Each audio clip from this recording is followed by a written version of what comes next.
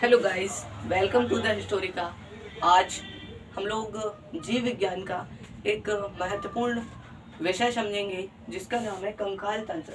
जैसा कि आप लोगों को पता है कि पिछली क्लासेस में मैंने ऊतक के विषय में बताया था और उस क्लास में मैंने संयोजी ऊतक के बारे में बताया था और यह भी बताया था कि संयोजी ऊतक में अस्थि या कंकाल तंत्र, जो अस्थि पाई जाती है वो कंकाल तंत्र का निर्माण करती है। ओके। और ये भी बताया था कि किस प्रकार अस्थियां हमारे शरीर में महत्वता रखती हैं। आज की क्लास में हम लोग इसी बारे में समझेंगे कि हमारे शरीर में कितनी हड्डियां पाई जाती हैं और ये किस प्रकार के तंत्र का निर्माण करती हैं और हड्डियां क्या कार्य करती हैं, कंकाल तंत्र कितने प्रकार के होते हैं, किन जीवों में कौन सा कंकाल तंत्र पाया जाता है और जीव किस प्रकार से अपने कंकाल तंत्र की सहायता से अपने आंतरिक अंगों की रक्षा कर पाते हैं। प्लस कंकाल तंत्र किस प्रकार जीवों के शरीर को एक निश्चित आकार प्रदान करता है। आइए समझते हैं कंकाल तंत्र के विषय में, जो कि एक हमारे एग्जाम पॉइंट ऑफ व्यू से रिलेट रहकर ही हम लोग पढ़ेंगे इसको। ओके, चलिए देखते हैं कंकाल तंत्र के विषय में। सबसे पहले तो मैं आपको बता देना चाहता हूँ कि जब मैंने पिछली क्लास में आपको अस्थि के विषय में बताया था तो मैंने पहले ही कहा था कि हम अस्थियों के तथा उपास्थियों के विषय में कंकाल तंत्र में पढ़ेंगे। कंकाल तंत्र बेसिकली हड्डियों का एक समूह कहलाता है। हड्डियों का समूह कंकाल तंत्र कहलाता है। कंकाल तंत्र हमारे शरीर के आंतरिक अंगों की रक्षा करता है। कंकाल तंत्र हमारे शरीर के आंतरिक अंगों की रक्षा करता है और यह हमारे शरीर में एक निश्चित आकृति का निर्माण करता है। जब हम लोग हमारे शरीर का अध्ययन करना प्रारंभ करते हैं तो हम क्या सबसे पहले पढ़ते हैं, तो हम सबसे पहले कोशिका का अध्ययन करते हैं। जैसा कि आपको ज्ञात है कि हम सबसे पहले कोशिका का अध्ययन करते हैं और उसके पश्चात हम लोग ऊतक का अध्ययन करते हैं। और क्योंकि कोशिकाओं के समूह से मिलकर ऊतक बना होता है और इसी प्रकार से हमारा भी आगे बढ़ रहा है कोर्स। ओके, तो ऊतक के पश्चात उन ऊतकों में हम लोग कुछ ऊतक में जो संयोजी ऊतक है, पेशी ऊतक है, तंत्रिका ऊतक है, इन ऊतकों में हम लोग देखते हैं कि कौन कौन से अंग इन ऊतकों में आते हैं। और फिर मैंने आप लोगों को ये भी बताया था पिछली क्लास में, एक टेबल बना करके मैंने आपको बताया था कि किस प्रकार से हमारे शरीर का निर्माण होता है। आइए पुनः उस टेबल को बना करके फिर से उसे रिकॉल करते हैं। अगर आपने पिछली क्लास को नहीं देखा है तो मैंने पिछली क्लास में बताया था कि कोशिकाएं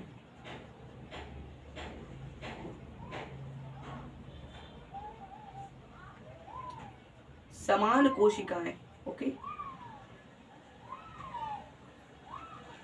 समान कोशिकाएं मिल करके किसका निर्माण करती हैं? समान कोशिकाएं जब मिलती हैं तो वो निर्माण करती हैं ऊतक का।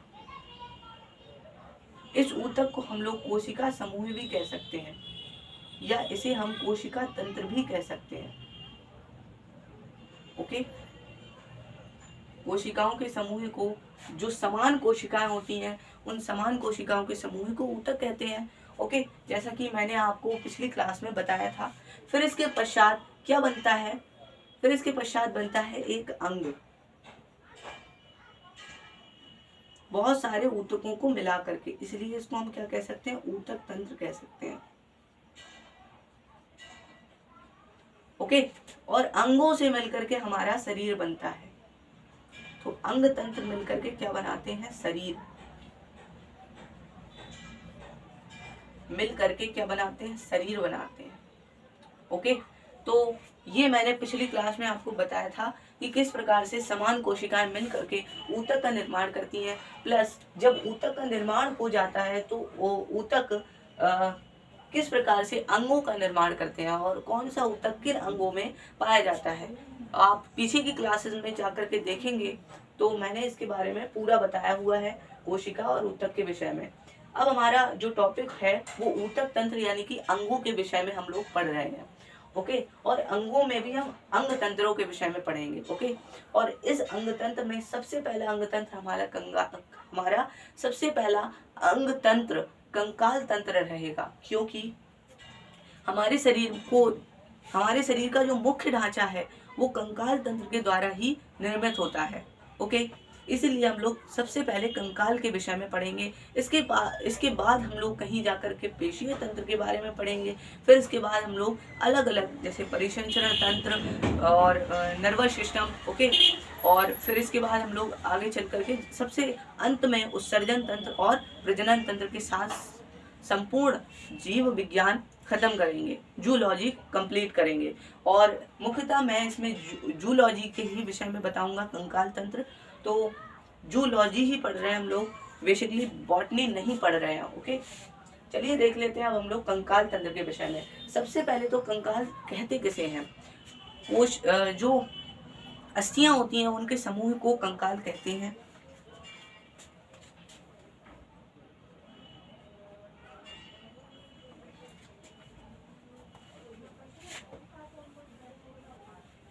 इसको आशा करता हूँ यह आपको समझ में आ गया होगा। और मैंने पिछली क्लास में इसके बारे में भी बताया था। तो हमारी जो डेफिनेशन है वो कंकाल की क्या है? अस्थियों के समूह को कंकाल कहते हैं।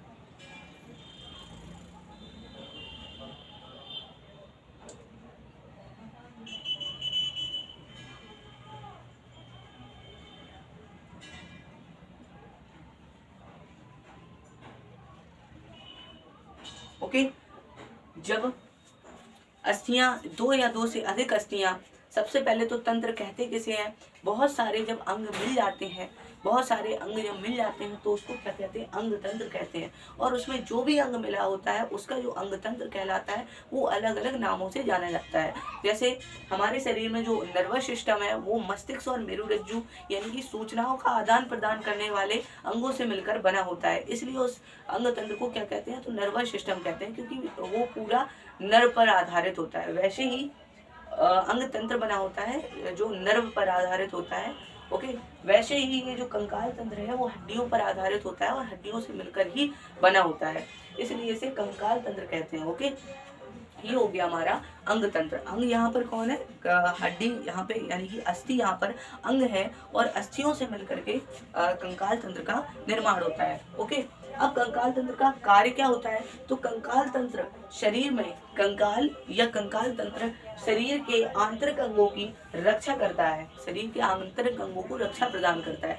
ये आप सपोज कर सकते हैं, सपोज दैट कि अगर हमारी रिब्स ना हो तो जो हृदय है हमारा उसको हमारी मांसपेशियां कैसे बचा पाएंगी, हमारी स्किन कैसे बचा पाएगी? क्योंकि थोड़ी भी चोट अगर हृदय में लग जाती है तो हृदय काम करना बंद हो जाता है, क्योंकि ये बहुत सेंसिटिव अंग होते हैं। फेफड़े, हृदय यहीं पे पाए जाते हैं। अगर रिब्स ना हो, रिब्स हड्डियां ही होती हैं। ओके। तो अगर रिब्स ना हो, पसलियां ना हो, तो अगर पसलियों को हटा दिया जाए कुछ समय के लिए, तो अगर हम लोग टच भी करते हैं, अगर हम लोग किसी वस्तु को टच भी करते हैं, अगर मैंने इस मार्कर को इतना सा टच किया और इतना ही टच यदि मैं हृदय को कर दूं तो वो काम करना बंद कर देगा। ओके। तो आप यह सोच सकते हैं कि अस्थियां हमारे हृदय और जो मुख्य अंग हैं उनको बचाने में क्या योगदान प्रदान करती हैं। ओके। तो यही इसका काम होता है कंकाल का। कंकाल शरीर के आंतरिक अंगों की रक्षा करता है और शरीर को एक निश्चित आकार प्रदान करता है।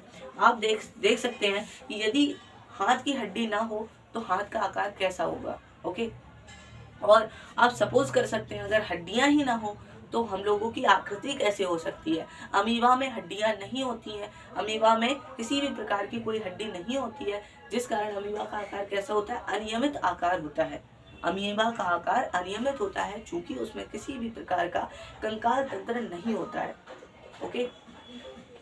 तो कंकाल शरीर के आंतरिक अंगों की रक्षा करता है और शरीर को एक निश्चित आकार प्रदान करता है। ये बात समझ में आ गई होगी। ओके। अब आगे बढ़ते हैं हम लोग कंकाल तंत्र के प्रकार। देखिए जो कंकाल तंत्र होता है, कंकाल तंत्र बेसिकली दो प्रकार का होता है, बाह्य कंकाल और आंतरिक कंकाल। जैसा कि मैंने यहाँ पर लिखा है कौन कौन सा कंकाल? तो कंकाल तंत्र दो प्रकार के होते हैं, बाह्य कंकाल और आंतरिक कंकाल। बाह्य कंकाल और आंतरिक कंकाल हमारे शरीर में दोनों कंकाल नहीं पाए जाते हैं। यदि हम लोग कछुए की बात करें तो कछुए में बाह्य तथा आंतरिक कंकाल दोनों पाए जाते हैं। ये हम लोग जो अध्ययन कर रहे हैं, ये अध्ययन हम लोग जूलॉजी के विषय में कर रहे हैं, जो कि विभिन्न जंतुओं पर आधारित होता है, केवल मनुष्य पर आधारित नहीं होता है और पादपों पर तो होता ही नहीं है, क्योंकि पादप के विषय में हम लोग पादप विज्ञान में पढ़ेंगे, अर्थात बॉटनी में पढ़ेंगे। ओके, अभी जो हम लोग अध्ययन कर रहे हैं वो जूलॉजी के विषय में कर रहे हैं और जूलॉजी में सारे जीव जंतु आएंगे, क्योंकि ये जो बाह्य कंकाल है ये विभिन्न जंतुओं में पाया जाता है। ओके, और अंतः कंकाल हमारे शरीर में भी पाया जाता है। आइए देख लेते हैं बाह्य कंकाल और अंतः कंकाल के विषय में। ओके,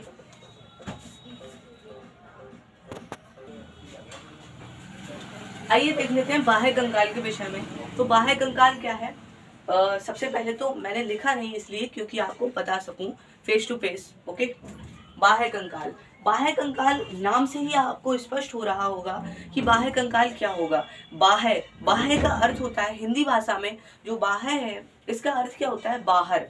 ओके, बाह्य का हिंदी अनुवाद किया जाए तो बाह्य का अर्थ क्या होता है? बाहर।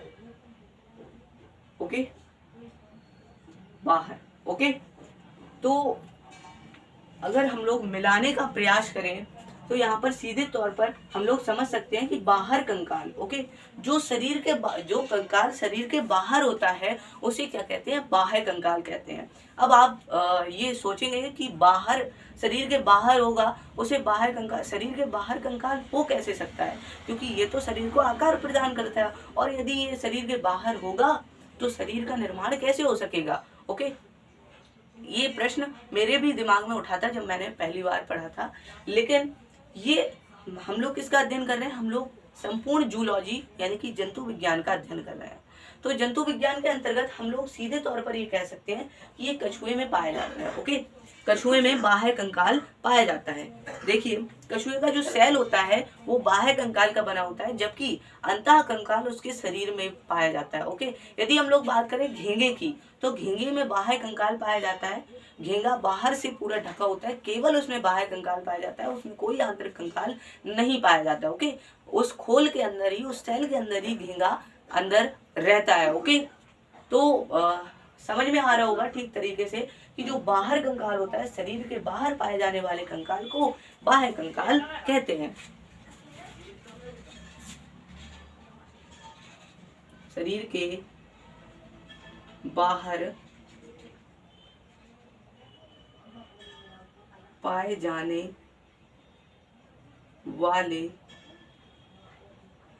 को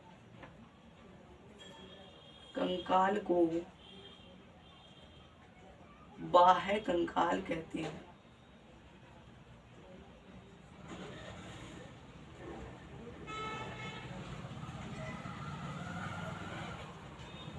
ओके, जो कंकाल शरीर के बाहर पाया जाता है, जिन जंतुओं में शरीर के बाहर कंकाल पाया जाता है उसे क्या कहते हैं? बाह्य कंकाल कहते हैं। अधिकतर जंतुओं में सेल के रूप में बाह्य कंकाल पाया जाता है, जैसे कछुए में सेल के रूप में बाह्य कंकाल पाया जाता है। ओके, जैसे अगर हम लोग इसके उदाहरण के रूप में लिया जाए, उदाहरण के तौर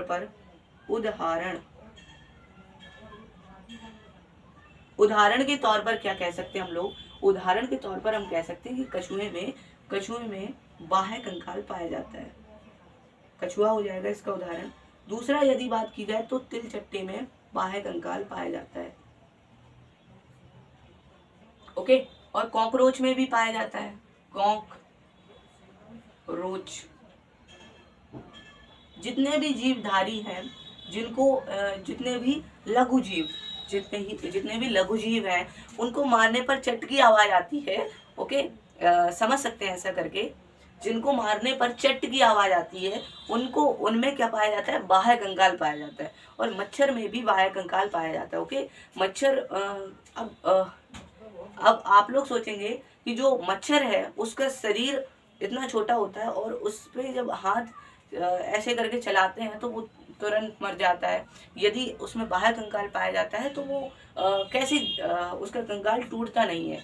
तो जो मच्छर होता है, मच्छर बहुत छोटा होता है और उसके शरीर के हिसाब से ही उसमें कंकाल पाया जाता है। ओके, हमारे शरीर के हिसाब से ही हमारे शरीर में कंकाल पाया जाएगा। ओके, आ गई होगी आपको बात समझ में। तो कछुए में बाह्य कंकाल पाया जाता है, तिलचट्टे में बाह्य कंकाल पाया जाता है, कॉकरोच में भी बाह्य कंकाल पाया जाता है।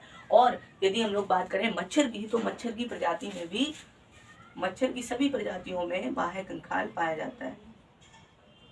मच्छर में भी बाह्य कंकाल पाया जाता है। ओके, तो शरीर के बाहर पाए जाने वाले कंकाल वो क्या कहते हैं, बाह्य कंकाल कहते हैं। और इसके उदाहरण के रूप में हम लोग क्या कह सकते हैं, पहला तो हम लोग कछुआ जो देखते रहते हैं, पकड़ा भी है, कुछ लोगों ने पकड़ा होगा। ओके, और जो जीव विज्ञान और विज्ञान से संबंधित लोग तो उन पर प्रयोग करते ही रहते हैं। ओके, किया ही होगा आप लोगों ने, और सब लोग अपने घर में कॉकरोच तो देखते ही होंगे, प्लस मच्छर तो सबने मारा होगा। ओके, तो ये सारी जीवधारियों में बाह्य कंकाल पाया जाता है। अब दूसरे नंबर का जो कंकाल है उसका नाम है अंतः कंकाल या आंतरिक कंकाल। अंतः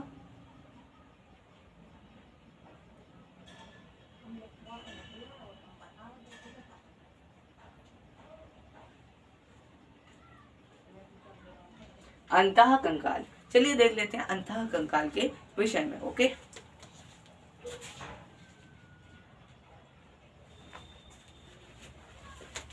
अंतः कंकाल में क्या आएगा, यह शरीर के अंदर पाया जाएगा। ओके, बेसिकली अंतः कंकाल या फिर आंतरिक कंकाल, इसका नाम क्या है, अंतः कंकाल या फिर आंतरिक कंकाल भी कह सकते हैं इसको।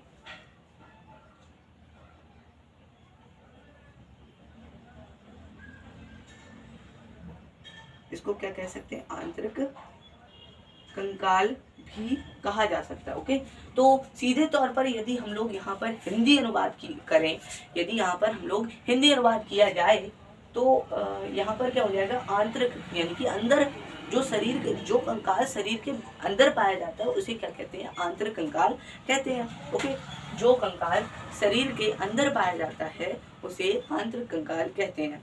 ओके,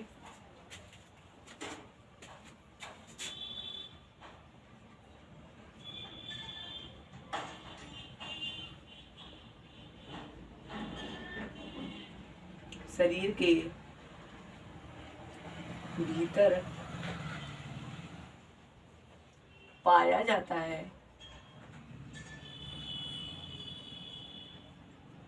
उसे अंतः कंकाल कहते हैं।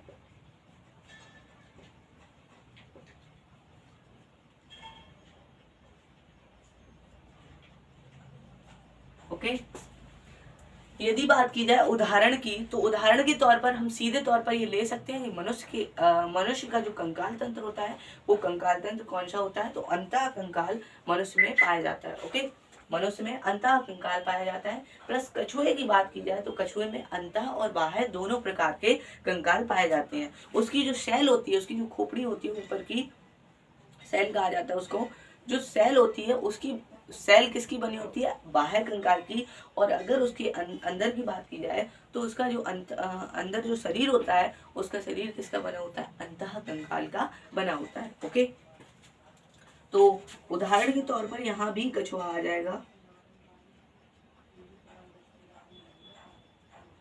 कछुआ। और हम लोग यहाँ पर क्या रख सकते हैं, मनुष्य, बकरी, भेड़ और आदि जानवर। ओके, आदि जानवर जो हम लोग देखते हैं, जो मुख्य रूप से सामान्यतः बड़े होते हैं। ओके, और इनके बाहर खाल, और फिर जब खाल काटते हैं तो उसके अंदर क्या निकलता है, उसके अंदर निकलती है मांसपेशियां। फिर इसके पश्चात जब आगे बढ़ते हैं तो उनमें हड्डियां पाई जाती हैं। ओके, और गाय, भैंस आदि जानवर। ओके, हाथी के भीतर भी बाह्य कंकाल पाया जाता है। ओके, लेकिन उसकी जो सूंड होती है, उसकी जो नाक होती है यानी कि सूंड होती है, हाथी की सूंड में किसी भी प्रकार की हड्डी नहीं पाई जाती है। ओके, हाथी की सूंड किससे बनी होती है, मांसपेशियों से बनी होती है। और बेसिकली वो क्या होती है, उसकी ज्ञानेंद्रिय होती है, क्योंकि नाक हमारी ज्ञानेंद्रिय है। वैसे ही सारे जीव जंतुओं की ज्ञानेंद्रियां क्या होती हैं, नाक, कान और त्वचा और आदि आदि ज्ञानेंद्रियां, जीभ।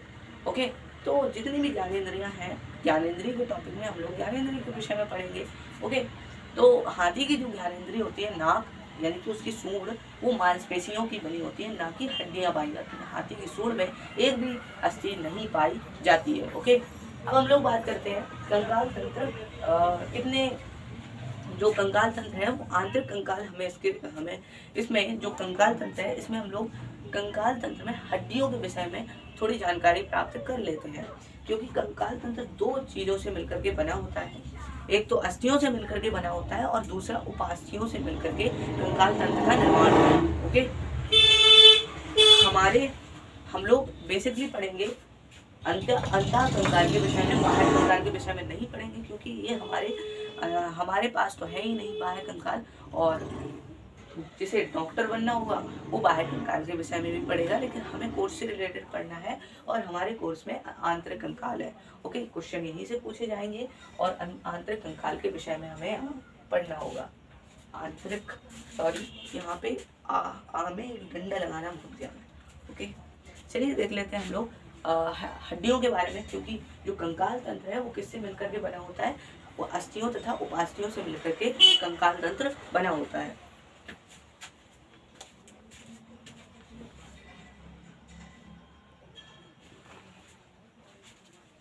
आइए देखते हैं हम लोग कंकाल तंत्र किससे मिलकर के बना होता है। तो कंकाल तंत्र का निर्माण अस्थियों तथा उपास्थियों से मिलकर होता है। ओके, अब हम लोग पढ़ेंगे उपास्थियों के विषय में मुख्यतः, क्योंकि पिछले वीडियो में भी मैंने बताया था कि उपास्थि कहाँ पर क्या वर्क होता है, उपास्थि का क्या काम होता है।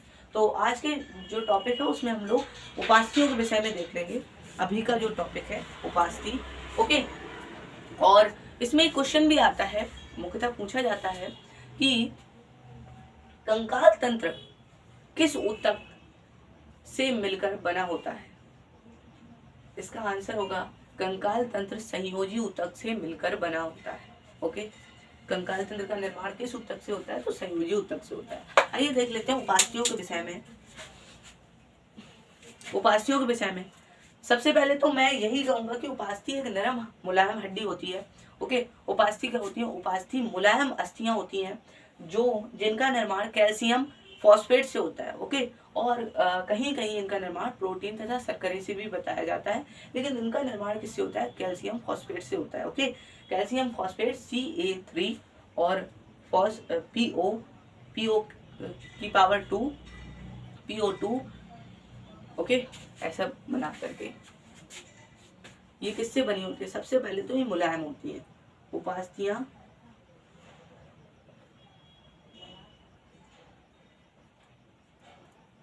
मुलायम होती है,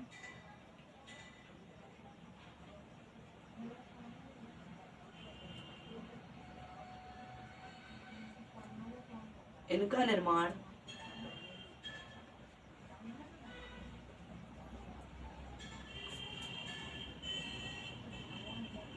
कैल्शियम फॉस्फेट या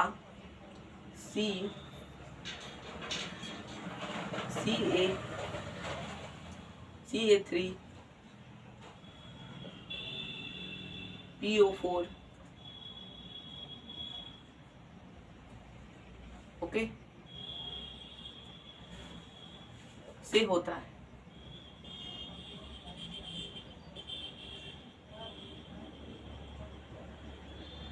देखिए उपास्थियां कैसी होती हैं, उपास्थियां मुलायम होती हैं और इनका निर्माण कैल्शियम फॉस्फेट से होता है। ओके, यही कारण है कि जब लाश में आग लगाई जाती है तो आग तेजी से धधकने लगती है, क्योंकि इसमें फास्फोरस पाया जाता है, कहीं ना कहीं फॉस्फेट यानी कि फास्फोरस पाया जाता है, कैल्शियम और फास्फोरस पाया जाता है।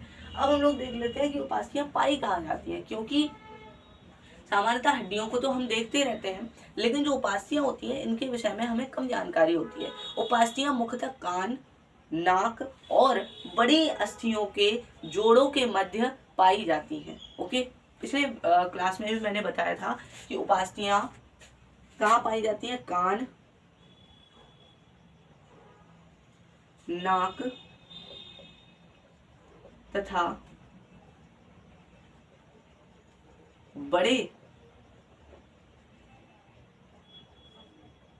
बड़ी अस्थियों के जोड़ों के मध्य पाए जाते हैं।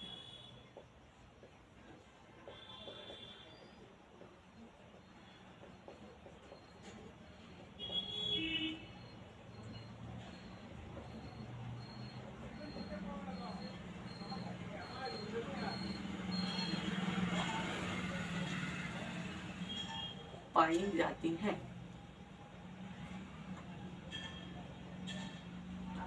ओके, उपास्थियां कहाँ पाई जाती हैं? तो कान, नाक तथा बड़ी अस्थियों के जोड़ों के बीच में उपास्थियां पाई जाती हैं। उपास्थियों का निर्माण किस चीज से होता है? कैल्शियम फॉस्फेट से होता है। ओके, और उपास्थियां कैसी होती हैं? मुलायम होती हैं। और यदि आपसे कोई कहे कि कैल्शियम कार्बोनेट किससे, कैल्शियम फॉस्फेट के साथ साथ यदि इसमें कैल्शियम कार्बोनेट भी आ जाए तो उससे किसका निर्माण होगा? Calcium phosphate plus calcium carbonate किसका निर्माण करेंगी? तो कैल्शियम फॉस्फेट और कैल्शियम कार्बोनेट अस्थियों का निर्माण करेंगी जो कठोर हो जाती हैं, लेकिन ये कैसी होती हैं? मुलायम होती हैं, और इन्हें ही उपास्थि कहते हैं। अब हम लोग देखेंगे अस्थियों के विषय में। ये जो टॉपिक है उपास्थि का, ये इतना ही था। ओके, आगे हम लोग देखेंगे अस्थियों के विषय में।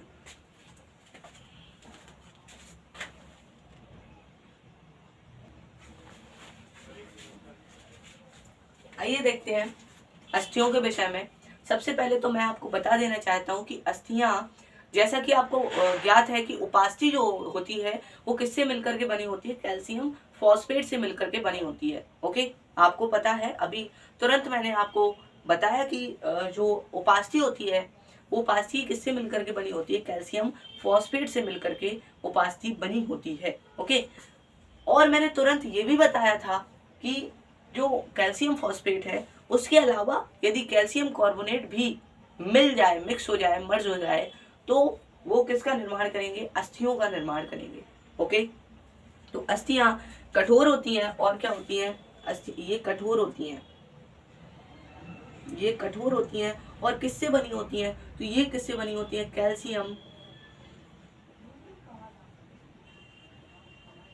कैल्शियम फॉस्फेट से बनी होती हैं। ये किससे बनी होती हैं? कैल्शियम फॉस्फेट से। ओके, कैल्शियम फॉस्फेट का फॉर्मूला अभी तुरंत मैंने बताया कि कैल्शियम फॉस्फेट का फॉर्मूला होता है CA3PO2 4 2। ये होता है कैल्शियम फॉस्फेट का फॉर्मूला। यदि कैल्शियम फॉस्फेट के साथ साथ कैल्शियम कार्बोनेट भी आ जाए, कैल्शियम फॉस्फेट के साथ साथ कैल्शियम कार्बोनेट भी आ जाए,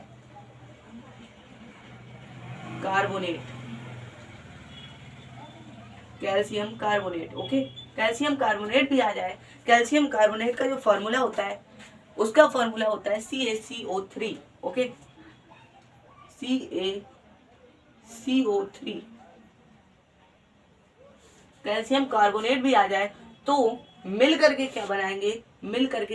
अस्थि बनाएंगे। ओके, और जब कैल्शियम फॉस्फेट और कैल्शियम कार्बोनेट मिलेंगे तो दोनों का अनुपात कितना होगा? एक का अनुपात होगा 54 और एक का अनुपात होगा 58। ओके, एक का अनुपात होगा 54 और एक का अनुपात होगा 58।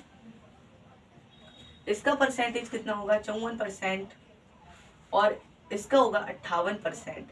ये दोनों 54% और 58% आपस में कैल्शियम फॉस्फेट तथा कैल्शियम कार्बोनेट मिल करके किसका निर्माण करेंगे? तो ये निर्माण करेंगे अस्थियों का। अस्थियां कठोर होती हैं जबकि उपास्थियां मुलायम होती हैं, और अस्थियां मुख्य रूप से कंकाल तंत्र का निर्माण करती हैं। अब देख लेते हैं अस्थियों के विषय में कुछ बेसिक जानकारी। ओके, अस्थियां क्या होती हैं? अस्थियों के अंदर तंत्रिकाएं पाई जाती हैं, प्लस इसमें विभिन्न प्रकार की नसें भी पाई जाती हैं। ओके, अस्थियों के अंदर विभिन्न प्रकार की रक्त नलिकाएं पाई जाती हैं,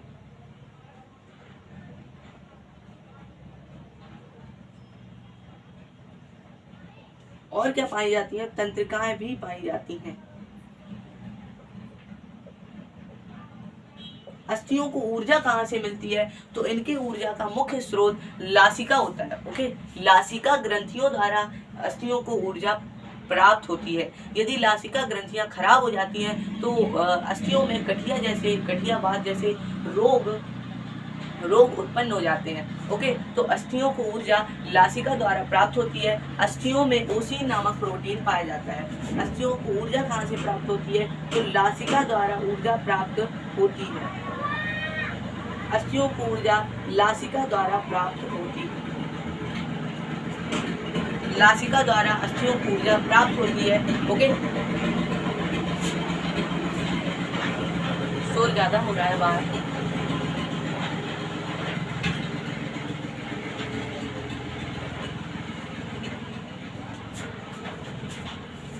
अस्थियों को ऊर्जा लासिका द्वारा प्राप्त होती है। लासिका ग्रंथियों द्वारा प्राप्त होती है। ओके, लासिका ग्रंथियों द्वारा अस्थियों को ऊर्जा प्राप्त होती है।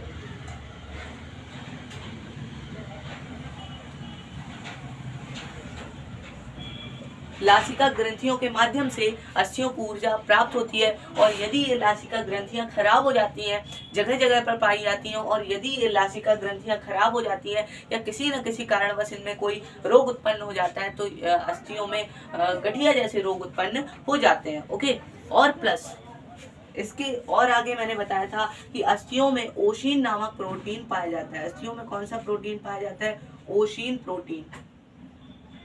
अस्थियों में ओशीन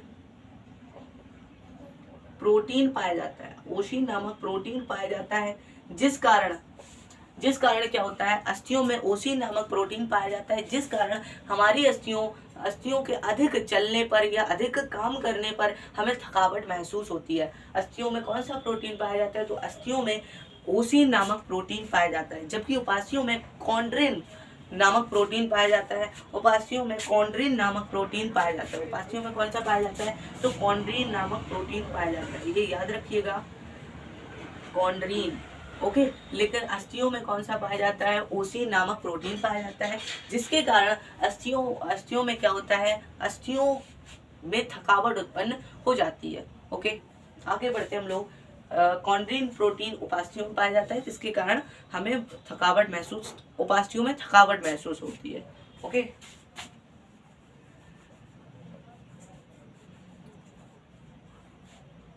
जन्म के समय एक शिशु में कितनी हड्डियां होती हैं? तो लगभग 300 हड्डियां होती हैं। जन्म के समय जो नवजात शिशु होता है उसमें 300 हड्डियां होती हैं।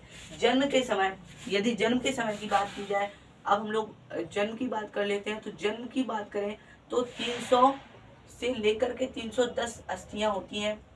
300 से 310 अस्थियां होती हैं जन्म के समय। ओके, और बाल्यावस्था में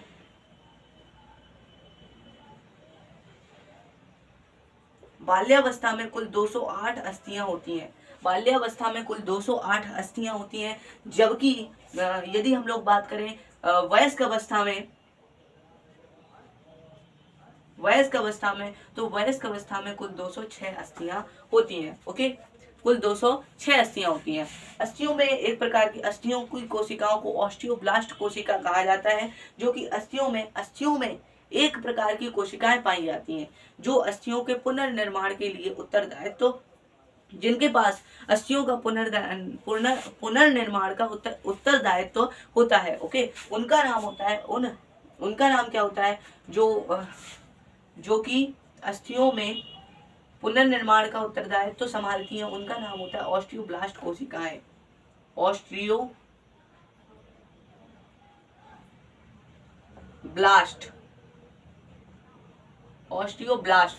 ओके, ऑस्टियोब्लास्ट कोशिकाएं क्या करती हैं? अस्थियों में पुनर्निर्माण के कार्य को संभालती हैं। ओके, ऑस्टियोब्लास्ट कोशिकाएं अस्थियों में पुनर्निर्माण का कार्य संभालती हैं। तो सीधे तौर पर अस्थियां कठोर होती हैं। इनमें कैल्शियम फॉस्फेट 54% पाया जाता है, जबकि कैल्शियम कार्बोनेट 58% पाया जाता है। अस्थियों में विभिन्न प्रकार की रक्त नलिकाएं तथा तंत्रिकाएं पाई जाती हैं। ये कार्बनिक होती हैं। इनमें कार्बन पाया जाता है। ओके, कार्बन और फास्फोरस के कारण इनमें क्या होता है? तेजी से आग पकड़ जाती है। ओके, जो लाश होती है वो तेजी से आग पकड़ जाती है। तो ये कार्बनिक होती हैं। अस्थियां कैसी होती हैं? कार्बनिक होती हैं। ओके, कार्बनिक होती हैं। अस्थियां कार्बनिक होती हैं। जहां मैं लिखूं वहीं आप अपनी नजर ले जाइएगा। ओके, बोर्ड छोटा है इसलिए।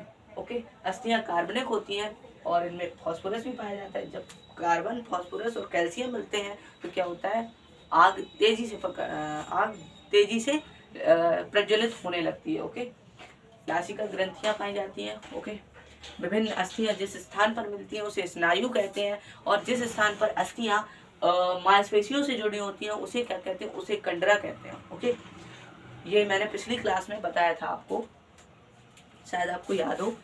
30 वर्ष तक, 30 वर्ष की अवस्था तक, यदि हम लोग बात करें 1 वर्ष से 30 वर्ष की अवस्था तक, 1 वर्ष से 30 अवस्था तक अस्थियों में सर्वाधिक घनत्व पाया जाता है।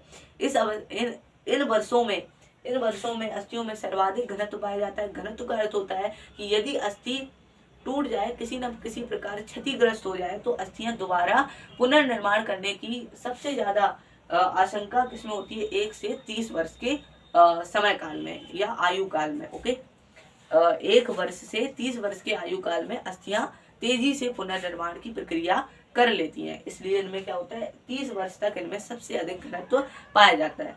फिर इसके बाद 30 वर्ष के बाद जो हड्डियां जुड़ती हैं वो बड़े मशक्कत, डॉक्टर को बहुत मशक्कत करनी पड़ती है दवाइयों के पश्चात, और किसी में 30 वर्ष के बाद भी घनत्व पाया जाता है। ओके, ये हो गया हमारा अस्थियां। ओके, आशा करता हूँ समझ में आया होगा आपको। और आगे बढ़ते हैं हम लोग। अस्थियां 2 प्रकार की होती हैं। अस्थियां 2 प्रकार की होती हैं, एक तो होती है अनुबंधीय और एक होती है उपांगी। ओके, अक्षीय और उपांगी, अक्षीय और उपांगी। उपांगी को ही अनुबंधीय अस्थियां कहते हैं। चलिए देख लेते हैं अब हम लोग अस्थियों के प्रकार के विषय में, और हमारे शरीर में कितनी हड्डियां कहाँ कहाँ पाई जाती हैं ये भी देख लेते हैं। ओके, 206 अस्थियां वयस्क मनुष्य में पाई जाती हैं। इन 206 अस्थियों को गिन लेते हैं कि सच में पाई जाती है कि नहीं पाई जाती है। ओके, आइए देख लेते हैं।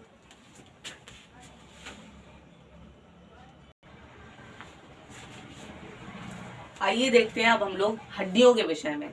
अस्थियों तक हमने अध्ययन कर लिया। अस्थियां, हमारी अस्थियों की परिभाषा देख ली, उपास्थियां देख ली, और कंकाल तंत्र कितने प्रकार के होते हैं, कंकाल क्या होता है, इसके बारे में देख लिया। अब हम लोग देखेंगे अस्थियां हमारे शरीर में कैसे पाई जाती हैं, कौन कौन सी अस्थि पाई जाती है और कितनी अस्थियां पाई जाती हैं।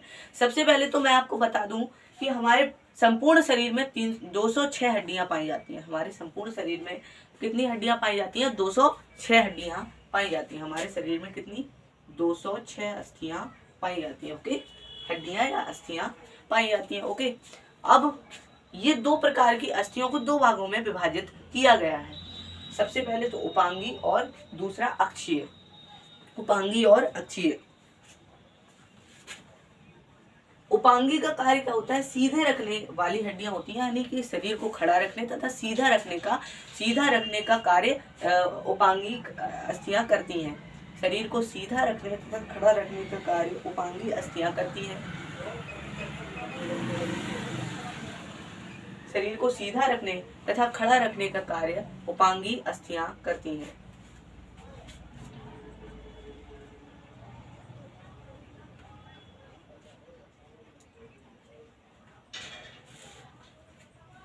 देख लीजिए, शरीर को सीधा रखने तथा खड़ा रखने का कार्य कौन सी अस्थियां, खड़ा रखने में सहायता कौन सी अस्थियां देती हैं, तो उपांगी अस्थियां देती हैं। उपांगी अस्थियां कितनी होती हैं, कुल हमारे शरीर में उपांगी अस्थियां 126 होती हैं। हमारे हाथ पैर तथा कंधों एवं कूल्हों में यही उपांगी अस्थियां पाई जाती हैं। ये हाथ, पैर और कूल्हे तथा कंधे हमें खड़े रहने में सहायता प्रदान करते हैं। ओके, तो देख लेते हैं हम लोग हाथ में कितनी हड्डियां पाई जाती हैं। ये कुल जो उपांगी अस्थियां होती हैं ये कुल 126 होती हैं। हमारे संपूर्ण शरीर में कुल 126 हड्डियां होती हैं उपांगी। ओके, उपांगी अस्थियां कितनी होती हैं, 126। अब देख लेते हैं ये कैसे 126 होती हैं। सबसे पहले तो मैं आपको बता देना चाहता हूँ कि हमारे 2 हाथ होते हैं, ये सबको पता होगा, और हमारे 2 पैर होते हैं। तो अस्थियां अगर हम लोग इस वाले हाथ की याद कर लेंगे तो वैसी अस्थियां यहाँ पर भी पाई जाएंगी, और ये कैसी हो जाएंगी, डबल हो जाएंगी। अगर इसमें 30 होंगी तो इसमें कितनी हो जाएंगी, 60 हो जाएंगी, और वैसी की वैसी ही रहेंगी। ओके, तो एक हाथ में कुल कितनी अस्थियां पाई जाती हैं, 30 अस्थियां पाई जाती हैं। जैसा कि लिखा भी है, एक हाथ में 30 अस्थियां पाई जाती हैं, तो 2 हाथों में 60 अस्थियां पाई जाती हैं। ओके, अब देख लेते हैं अस्थियां कौन कौन सी पाई जाती हैं हमारे हाथों में। तो सबसे पहले तो हमारी जो कंधे से यहाँ कोहनी तक की जो अस्थि होती है उसका नाम होता है ह्यूमरस। ओके, हमारे हाथ की सबसे बड़ी अस्थि होती है ह्यूमरस। कंधे से कोहनी तक की अस्थि होती है ह्यूमरस। तो हमारे कंधे से कोहनी तक कौन सी अस्थि होती है? ह्यूमरस। ओके, जो कि मैंने पहले स्थान पर लिखी है ह्यूमरस अस्थि, ये लिखा है मैंने। ओके, ह्यूमरस हमारे कंधे से हमारे कोहनी तक ह्यूमरस अस्थि पाई जाती है। ओके, अब हम लोग बात करें रेडियस की। तो रेडियस कहाँ पाई जाती है? यहाँ से हमारे यहाँ से क्या होता है, दो अस्थियां पाई जाती है। एक अस्थि ऐसी होती है, एक अस्थि सीधी जाती है और एक अस्थि पीछे की ओर होती है। ओके, दो अस्थियां होती हैं यहीं पर। एक होती है ह्यूमरस, ऊपर से तो आती है ह्यूमरस और यहाँ से जुड़ जाती है रेडियस, और यहीं पर इसको सपोर्ट देने के लिए रेडियस, क्योंकि यहाँ पर भार और यहाँ का जो भार होता है वो अधिक होता है। ओके, तो इसको रेडियस को सपोर्ट देने के लिए एक और अस्थि जुड़ी होती है जिसका नाम होता है अल्ना। ओके, फिर इसके बाद कौन सी होती है? रेडियस हमारी कोहनी से हमारी हथेली तक की जो अस्थि होती है वो क्या होती है? रेडियस होती है। और रेडियस को सहारा देने के लिए, सहायता प्रदान करने के लिए एक और अस्थि जुड़ी होती है अल्ना, क्योंकि यहाँ पर भार अधिक होता है। ओके, फिर जो अस्थियां होती हैं वो हमारी ये वाली अस्थियां होती हैं जहाँ से विभिन्न प्रकार के हमारी अस्थि हमारे हाथ से जुड़ी होती है। तो यहाँ पर कुल 8 हड्डियां पाई जाती हैं जिन्हें कार्पल हड्डियां कहते हैं। जिन्हें क्या कहते हैं? कार्पल अस्थियां कहते हैं। ओके, यहाँ पर पाई जाती हैं कार्पल अस्थियां। और यहाँ पर पाई जाती हैं जो हथेली है हमारी, हथेली में कितनी हड्डियां पाई जाएंगी? हथेली में कुल कितनी अस्थियां पाई जाती हैं? हथेली में 5 अस्थियां पाई जाती हैं, जिन 5 अस्थियों को क्या कहते हैं? Metacarpal. और अगर हम लोग हाथों की बात करें तो हाथों में, यानी कि हमारी हाथों मतलब हमारी अंगुलियों में, अंगुलियों में, हमारे अंगुलियों की बात करें तो अंगुलियों में फ्लैंजेस अस्थियां पाई जाती हैं, जो कितनी होती हैं? कुल 15 होती हैं। ओके, ह्यूमरस कहाँ से होती है? हमारे कंधे से कोहनी तक की अस्थि होती है ह्यूमरस। यह हमारे हाथ की सबसे बड़ी अस्थि होती है। ओके, हमारे कोहनी से हमारे हथेली तक की जो अस्थियां होती हैं वो कितनी होती हैं? हमारे हथेली तक जो अस्थि होती है उसका नाम होता है रेडियस। रेडियस को सहायता प्रदान करने के लिए अल्ना एक अस्थि जुड़ी होती है। इनकी संख्या कितनी होती है? 1। और रेडियस की संख्या कितनी होती है? 1, जैसा कि मैंने लिखा है यहाँ पर 1, 1। और ह्यूमरस की संख्या भी 1 होती है। Okay, carpal. अब यहाँ से हमारा ट्विस्ट शुरू होता है। कार्पल ये वाली अस्थियां होती हैं जो हथेली और रेडियस के बीच में होती हैं। कार्पल अस्थियां जो संपूर्ण हथेली को विभिन्न दिशाओं में मोड़ने का कार्य करती हैं। इसलिए ये कुल कितनी होती हैं? ये कुल होती हैं कार्पल 8 हड्डियां होती हैं। हमारे यहाँ पर 8 हड्डियां होती हैं, तभी हमारा हाथ हर दिशा में जो हमारी हथेली है वो मुड़ पाती है। ओके, तो कार्पल कितनी होती है? 8 होती हैं। प्लस यदि हम लोग बात करें मेटा कार्पल की, तो मेटा कार्पल हमारे हथेली की अस्थियां होती हैं और कितनी होती हैं? 5 अस्थियां होती हैं। ओके, और फ्लैंजेस कितनी होती है? यानी कि अंगुलियों में 15 हड्डियां होती हैं। और इन सभी हड्डियों को जब जोड़ा जाए 8, 5, 13 और 15 कितना होगा? 8, 5, 13 और 15 जोड़ा जाए 23 और 5 28, 29, 30। ओके, मिला करके सारी 30 होती हैं। ओके, 8 2 10, 8 2 10, 5 15, 15 दूनी 30। ओके, ये तो 31 हड्डियां हो गई।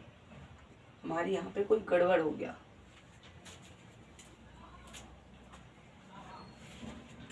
ये जो फ्लैंजेज है ना, ये 14 पाई जाती है। वही मैं आपसे कहने वाला था कि फ्लैंजेज 14 पाई जाती है, क्योंकि हमारे अंगूठे सॉरी, वो वहाँ पे मुझसे मिस्टेक हो गई और वही मैं सोच रहा था बार बार और वही गलती हो गई। जो हमारी अंगुलियां हैं इनमें 3-3 हड्डियां पाई जाएंगी। तो वो यहाँ पर भी एक अस्थि है, ये वाली अस्थि जुड़ी है यहाँ पर, और ये जुड़ी है और यहाँ पर जुड़ी है ये। तो 3 अस्थियां ये हुई। 4 अंगुलियों में ऐसी अस्थियां पाई जाती है। कितनी? तो कितनी हुई ये? 3, 3 दूनी 6, 3 तिरका 9, 3 चौको 12। तो 12 अस्थियां यहाँ पर हो गई और 2 अस्थियां अंगूठे में पाई जाती हैं, 1 और 2। ओके, 2 अस्थियां अंगूठों में पाई जाती हैं। तो कुल मिलाकर के कितनी अस्थियां होंगी? 14 अस्थियां। ओके, तो अब जोड़ लीजिए 8 2 10, 10 5 15, 15 और 15 30। ओके, एक हाथ में 30 अस्थियां पाई जाती हैं, तो दूसरे हाथ में कितनी अस्थियां होंगी, दोनों मिला करके कितनी अस्थियां होंगी, तो 60 अस्थियां होंगी। अब हम लोग बात कर लेते हैं पैर की। हमारी 60 अस्थियां हो गई, इसमें से 120 में से 60 अस्थियां होंगी, कितनी बची, 126 में से 160 अस्थियां होंगी, कितनी बची, तो 60 और 6 66 अस्थियां बची हमारे पास। और 60 अस्थियां हमें मिल जाएंगी पैर में। पैर में सबसे पहले जांग, यहाँ से कूल्हे से हमारे घुटने तक की जो अस्थि होती है, वो कौन सी अस्थि होती है, उसका नाम होता है फीमर। और हमारे शरीर में इसकी संख्या कितनी होती है, 1 पाई जाती है, फीमर। ओके, यस, हमारे शरीर की सबसे लंबी अस्थि, सबसे बड़ी अस्थि कौन सी होती है, फीमर ही होती है। ओके, फिर इसके बाद जैसे कि यहाँ पर 2 अस्थियां जुड़ी थी, जो अल्ना थी वो रेडियस को सहारा देने के लिए जुड़ी थी, वैसे ही पटेला जो अस्थि है ये हमारे घुटनों में पाई जाती है, ताकि टिबिया और फेबुला को सहारा दे सके। क्योंकि यदि हमारे हम कोहनी को ऐसा करेंगे, जब हम लोग कोहनी को सीधा करते हैं, जब हम लोग हाथ को सीधा करते हैं, तो ये जो ह्यूमरस हड्डी है ये थोड़ी बड़ी होती है, तो ये यहाँ पर बाधा उत्पन्न करती है, और क्या होता है, हाथ आगे नहीं जाता है। लेकिन यदि हम लोग बात करें पैर में, तो अगर पैर में जो हमारे भगवान है, यदि पैर में ऐसा होता जैसा हाथ में है, तो हमारा पैर टिक नहीं पाता, क्योंकि हमारे पैर पर हमारे शरीर का कुल वजन होता है, और हमारे शरीर का कुल वजन लेकर के हमारे पैर चलते हैं। तो इसको सपोर्ट देने के लिए यहाँ पर एक अस्थि जोड़ी जाती है, जिसका नाम होता है पटेला, जो हमारे घुटनों में पाई जाती है। ओके, छोटी सी हड्डी होती है जो सपोर्ट देती है ताकि आगे मुड़ ना सके। ओके, पैर केवल पीछे दिशा में ही मुड़ सकता है, आगे की दिशा में पैर नहीं मुड़ सकता है। ओके, किस हड्डी के कारण, तो पटेला अस्थि के कारण। ओके, तो फीमर हमारे कूल्हे से हमारे घुटने तक पाई जाती है फीमर, और घुटने में एक अतिरिक्त अस्थि पाई जाती है जिसका नाम होता है पटेला। फिर अगर हम लोग नीचे जाते हैं तो टीबिया पाई जाती है, एकमात्र एक अस्थि होती है जिसका नाम होता है टीबिया पाई जाती है, और उसका सपोर्ट, उसका सहारा देने के लिए फिबुला अस्थि भी पाई जाती है। ओके, टीबिया और फिबुला, इनकी संख्या कितनी होती है, 1 और 1 होती है इनकी संख्या। अब हम लोग बात करें, जैसा यहाँ पर पाया जाता, कलाई में पाया जाता है, कितनी अस्थियां पाई जाती हैं, कलाई में कार्पल अस्थियां पाया जाता है और 8 अस्थियां पाई जाती हैं। वैसे ही टार्सल, जो पैर में अस्थियां होती हैं, जब जहाँ से हमारा पैर, जो हमारा पंजा होता है, पंजे की जो अस्थियां होती हैं, पंजा और हमारे जो संपूर्ण पैर और पंजा जिस स्थान पर जुड़ा होता है, उस स्थान की अस्थियों को टार्सल कहते हैं, और ये कुल 7 पाई जाती हैं। क्योंकि देखो, हमें तो भगवान ने इतना मैनेज करके बनाया हमारे शरीर को, कि हमें पूरा मैनेज करके लाना था 60 अस्थियां। ओके, हमें कितना लाना था, 60, तो हमें 60 चाहिए हैं। एक पटेला यहाँ पर बढ़ गई, यहाँ पे कितनी थी, 1 2 3 4 5 6। ओके, यहाँ पे कितनी प्रकार की अस्थियां हैं, 1 2 3 4 5 6 7, लेकिन एक कौन सी बड़ी, पटेला, इसमें से कम कर दिया, टार्सल में से 1 कम कर दी गई, उसका नाम क्या, टार्सल में से 1 कम कर दी गई, तो टार्सल की संख्या कितनी हो गई, 7।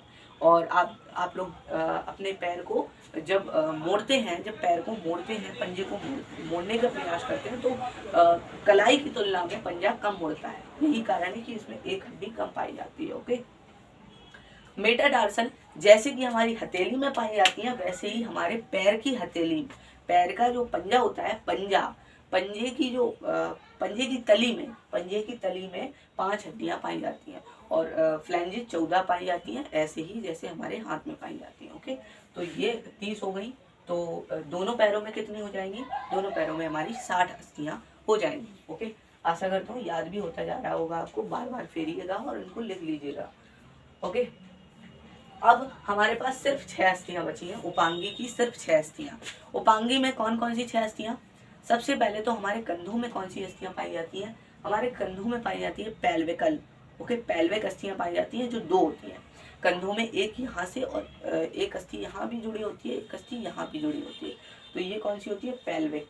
और नीचे क्या होती है, जो कूल्हे होती है, कूल्हे की अस्थि कौन सी होती है, कैल्विक अस्थियां होती हैं, जो 2 होती हैं। कुल हमारे शरीर में कितनी होती हैं, कैल्विक की संख्या हमारे शरीर में 2 होती है। ओके, अगर हम लोग स्कैपुला की बात करें, तो स्कैपुला हमारे पीछे पाई जाती है, हमारे जो कंधे होते हैं इनके पीछे बड़े आकार की जो अस्थियां होती हैं, ऐसा लगता है पंख के आकार की अस्थियां हों, तो वो होती है स्कैपुला। ओके, इनकी संख्या भी 2 होती है, कैल्विक की संख्या भी 2 होती है और पेल्विक की संख्या भी 2 होती है। इनको जब मिलाया जाए तो कितनी अस्थियां होंगी? 6 अस्थियां यहाँ से मिल गई हमें। और 60 60 6 दूनी 12 यानी कि 120 और 6 126 अस्थियां हमारी पूरी हो गई। उपांगी की 126 अस्थियां पूरी हो गई। अब हम लोग बात कर लेते हैं अक्षीय की।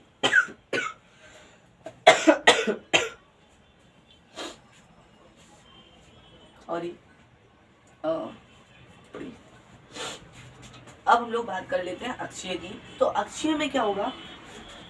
अक्षीय जो संपूर्ण अक्षीय की अस्थियां होंगी, अक्षीय में अक्षियों को हम बांट कर चलेंगे। अक्षीय जो अस्थियां होती हैं, अक्षीय अस्थियां हमारे शरीर के आंतरिक अंगों को रक्षा प्रदान करती हैं। ये हमारे शरीर के आंतरिक अंगों को रक्षा प्रदान करती है, जो जरूरी अंग होते हैं, आवश्यक अंग, उनको रक्षा प्रदान करती है। जबकि ये वाली अस्थियां हमारे शरीर को सीधा खड़े रहने में सहायता प्रदान करती हैं। ओके, ये कुल 126 होती हैं। ओके, अब हम लोग देख लेते हैं इनको, अक्षीय को। तो अक्षीय हमारे शरीर के आवश्यक अंगों को सहारा प्रदान करती हैं, अर्थात हमारे शरीर के आंतरिक अंगों की रक्षा करती है। ओके, इनको हम लोग विभिन्न भागों में बांट सकते हैं। जैसे मेरुदंड की अस्थियां होती हैं। मेरुदंड यानी कि हमारे रीढ़ में हमारे पूरे रीढ़ में 26 अस्थियां पाई जाती हैं। जो वयस्क मनुष्य होता है उसके रीढ़ की हड्डी कितनी होती है? 26 होती है। लेकिन यदि बात की जाए बच्चे की, नवजात शिशु की, तो उसमें 33 अस्थियां पाई जाती हैं। ओके, शिशु में 33 अस्थियां पाई जाती हैं, जबकि एक वयस्क मनुष्य में 26 अस्थियां पाई जाती हैं। पसली यानी कि रिब्स, यहाँ पे जो अस्थियां पाई जाती हैं वो कितनी होती हैं? 24 अस्थियां होती हैं। हमारे संपूर्ण पसली की जो संख्या होती है, पसली की अस्थियों में कितनी अस्थियां होती हैं? 24। अब आप देख भी रहे हैं कि मेरुदंड जो अस्थियां हैं, मेरुदंड की जो अस्थियां हैं वो हमारे स्पाइनल कॉर्ड को सहारा दे रही हैं। स्पाइनल कॉर्ड यानी कि मेरु रज्जु को सहारा दे रही हैं। मेरुदंड की अस्थियां मेरु रज्जु को सहारा देती हैं। जो 26 अस्थियां होती हैं कुल, ये किसको सहारा दे रही हैं? ये किसको सहारा दे रही हैं? ये हमारे स्पाइनल कॉर्ड को सहारा दे रही हैं। हमारे आंतरिक अंग स्पाइनल कॉर्ड की रक्षा कर रही हैं। जबकि पसली की अस्थियां हमारे दिल, फेफड़ों और आदि आदि अंग जो आवश्यक अंग हैं यहाँ पर पाए जाने वाले, उनकी रक्षा कर रही हैं पसलियां। इनकी संख्या कितनी होती है? 24 होती है। मेरुदंड की अस्थियों, एक वयस्क मनुष्य में 26 अस्थियां पाई जाती हैं। लेकिन यदि आपसे पूछा जाए कि एक बच्चे में, एक नवजात शिशु में कितनी अस्थियां पाई जाती हैं? 33 पाई जाती हैं। मेरुदंड में 26, पसलियों में 24, सिर में, अब हम लोग सिर की बात कर लेते हैं। सिर की बात करने से पहले ही हम लोग देख लेते हैं एक अस्थि अतिरिक्त पाई जाती है, स्टर्नम, जो कि एक छाती में ही अस्थि पाई जाती है। अब भगवान ने हमारी छाती में अस्थियां बनाई, ईश्वर ने हमारी छाती में अस्थियां बनाई। कौन कौन सी? देखो, पसलियां हमारे शरीर, हमारे छाती में बनाई, लेकिन उन पसलियों को जोड़ने का भी तो कोई कार्य करेगा ना। तो बीच में एक अस्थि होती है जिसका नाम होता है स्टर्नम। एक अस्थि होती है जो हमारे संपूर्ण पसलियों को जोड़ने का कार्य करती है। तो यदि आपसे क्वेश्चन पूछा जाए हमारे छाती में कितनी अस्थियां पाई जाती हैं, तो हमारे छाती में 25 अस्थियां पाई जाती हैं, क्योंकि 24 हमारी पसलियां प्लस एक स्टर्नम जो बीच में होती है। ओके, एक स्टर्नम, तो कुल मिलाकर के 25 अस्थियां हमारी छाती में पाई जाती है। अब बात की जाए सिर की, तो सिर में ही हमारी पूरी जो मुंडी है ऊपर की, वो पूरी सिर में आ जाएगी। सिर अकेला ये नहीं आएगा, या फिर फोरहेड नहीं आएगा, या फिर हेड नहीं आएगा। इसमें सिर में जो है, सिर में पूरा आ जाएगा, यहाँ से यहाँ तक, गर्दन तक। ओके, तो सिर को हम लोग बांट सकते हैं विभिन्न भागों में। जैसे कान, चेहरा और एक गले में हड्डी पाई जाती है जिसका नाम होता है hyoid bone. Okay, hyoid bone जो छिपी हुई हड्डी होती है। और हमारे कपाल यानी कि जो सिर, इसको कहते हैं कपाल। ओके, हमारे सिर जहाँ पे बाल उगे रहते हैं, जो बाल पाए जाते हैं जहाँ पर, इसको कहते हैं कपाल। कपाल किसकी रक्षा करता है? हमारे मस्तिष्क की रक्षा करता है। ओके, कपाल, कान और चेहरा और एक हायोइड बोन गर्दन में पाई जाती है। ओके, तो सिर में एक हायोइड बोन पाई जाती है जो यहाँ पे गर्दन में पाई जाती है, जो हमारे गर्दन को सहारा प्रदान करती है। एक ही अस्थि होती है जिसका नाम होता है हायोइड बोन। ओके, और जो कपाल होती है इसमें 8 अस्थियां पाई जाती हैं। सिर में यहाँ पर 8 अस्थियां पाई जाती हैं। ओके, और चेहरे में कुल 14 अस्थियां पाई जाती हैं। चेहरे में कितनी अस्थियां पाई जाती हैं? 14। यहाँ से यहाँ तक का जो जितना भी चेहरा है इसमें 14 अस्थियां पाई जाती हैं। ओके, और जो कान है इसमें 6 अस्थियां पाई जाती हैं। 6 अस्थियां पाई जाती हैं, मीलियस, इनकस और स्टेप्स। दो दो करके ये जोड़ा हमें रहती है। मीलियस 2 होती है, इनकस 2 होती है, स्टेप्स 2 होती हैं। ओके, 2 मीलियस 2 इनकस 2 स्टेप्स, ये मिल करके कितनी बनाती हैं? 6 अस्थियां बनाती हैं। तो हमारे संपूर्ण शरीर में कुल कितनी अस्थियां पाई जाती हैं? 206 अस्थियां पाई जाती हैं। इनमें से उपांगी कितने होते हैं? उपांगी होती हैं कितनी? उपांगी हमारी होती हैं 126। उपांगी 126 होती हैं, जबकि जो अक्षीय होती हैं ये कुल मिलाकर के 80 होती हैं। अक्षीय 80 होती हैं। ओके, और जब इनको ऐड किया जाएगा तो 226 हो जाएगा, 206 हो जाएगा। 126 और 80 को ऐड करेंगे, क्या हो जाएगा? 6, 8, 2 0 यहाँ से लाइए और 2, तो 206 हो गई यहाँ पर। ओके, तो कुल मिलाकर के हमने 206 अस्थियों के विषय में जान लिया है। आप लिख सकते हैं इसको, और इसको लिख करके लर्न कर सकते हैं, बिल्कुल कर सकते हैं। अब हम लोग आगे बढ़ते हैं, कुछ अतिरिक्त अस्थियों के विषय में, अस्थियों के विषय में थोड़ी सी जानकारी प्राप्त कर लेते हैं। जैसा कि आपको पता है ऑस्टियोब्लास्ट अस्थियों में पुनर्निर्माण का कार्य करता है। ओके, आइए देख लेते हैं अस्थियों के विषय में कुछ जानकारी।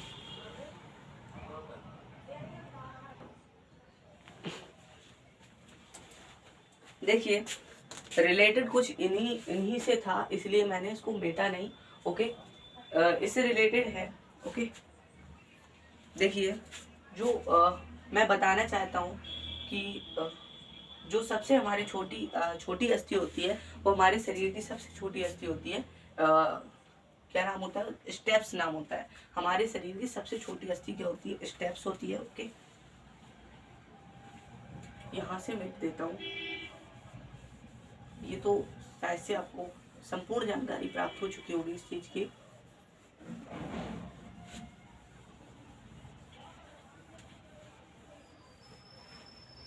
हमारे शरीर की सबसे छोटी अस्थि कौन सी होती है? सबसे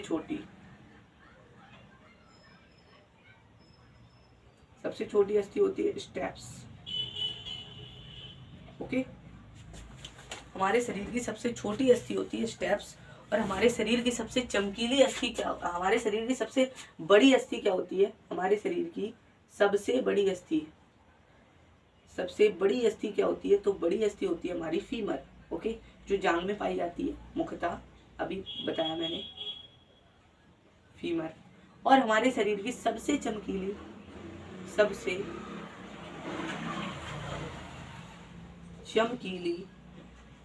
जो अस्थि होती है उसका नाम होता है टीबिया।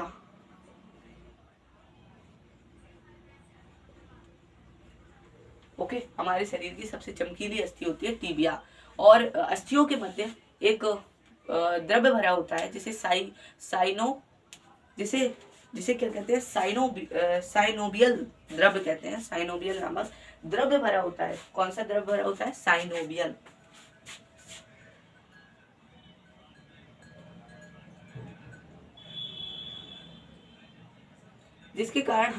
जिसकी कमी के कारण हमारे अस्थियों में गठियावाद जैसी समस्याएं उत्पन्न हो जाती हैं। और इसके अतिरिक्त जो ओसिन नामक प्रोटीन होता है वो अस्थियों में थकावट महसूस कराता है। ओके, अस्थियों में थकावट ओसिन नामक प्रोटीन के कारण होती है। ओके, और मैं ये भी बता रहा था कि जो साइनोबियल लिक्विड होता है इसकी कमी के कारण क्या हो जाता है? हमारी जो अस्थियां होती हैं इनमें गठियावाद जैसी समस्या उत्पन्न हो जाती है। और हमारे जबड़े की अस्थि को मैक्सिला मैंडेला कहते हैं। जबड़े में कौन सी अस्थि होती है?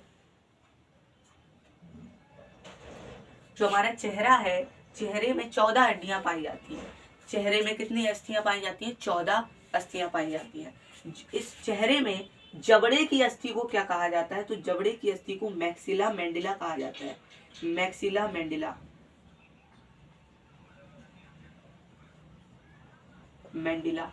ओके, मैक्सिला मैंडेला कहा जाता है। ओके, जबड़े की अस्थि को मैक्सिला मैंडेला कहा जाता है। और जो हमारी रीढ़ है इसके 3 भाग होते हैं। सबसे पहले तो सर्वाइकल, यहाँ गर्दन में पाई जाती है सर्वाइकल, और यहाँ पर जो चेस्ट के पीछे पाई जाती है उसको थोरेसिक कहते हैं, और जो सबसे नीचे पाई जाती है इसको लंबर कहते हैं। ओके, सबसे पहले कौन सी, सर्वाइकल, थोरेसिक और लंबर। ओके, ऐसे करके हमारे रीढ़ की हड्डी के विभिन्न भाग होते हैं। ओके, ये कुछ जानकारी थी। और ये जो मैक्सिला मैंडिला अस्थि होती है हमारे शरीर की सबसे कठोर अस्थि होती है। सबसे कठोर अस्थि हमारे शरीर की क्या होती है, मैक्सिला मैंडिला। ओके, आज के लिए इतना ही। आज हमारा कंकाल तंत्र संपूर्ण रूप से हमने खत्म किया और हमने एक एक जानकारी इसके विषय में प्राप्त की। हमारे शरीर में कौन सी अस्थि किस कार्य के लिए, किस प्रयोजन के लिए है, और हमारे शरीर का कंकाल तंत्र किस प्रकार बना होता है, हमारे शरीर में किस प्रकार का कंकाल तंत्र पाया जाता है, हमारे शरीर को बनाने में कंकाल तंत्र का क्या योगदान रहता है, इसके विषय में हमने जानकारी प्राप्त की।